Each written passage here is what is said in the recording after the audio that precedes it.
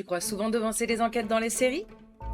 Reste 2 minutes pour comprendre pourquoi la série est déjà en avance sur toi. Et non, ce n'est pas parce que tu n'es pas attentif. En réalité, la série joue avec notre façon de vouloir avoir raison. Quand on regarde une enquête, on ne fait pas que suivre une histoire. On anticipe, on soupçonne, on cherche les indices avant les personnages. Et souvent d'ailleurs, on a l'impression d'aller plus vite qu'eux. C'est normal.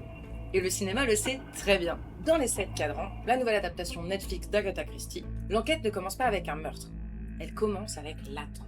Très tôt, elle nous montre des horloges dans plusieurs pièces, à plusieurs moments, ce qui nous fait observer l'heure, le temps qui passe. Et en ayant connaissance de ce registre d'enquête, on sait qu'un meurtre va arriver. Et là, nous en tant que spectateurs, on est déjà en train d'enquêter. Peut-être qu'il n'y a pas encore eu de meurtre, mais la tension est déjà là. On observe tout, le son, les objets, les dialogues, les personnages, le lieu. On décrypte tel un enquêteur. Et naturellement, il y a un moment de bascule, un moment où on se dit « Ah, là je sens que ça va arriver ». Parfois on a raison, et parfois on a tort. Mais attention, quand on a tort, ce n'est pas un échec. C'est exactement ce que le cinéma voulait vous faire ressentir.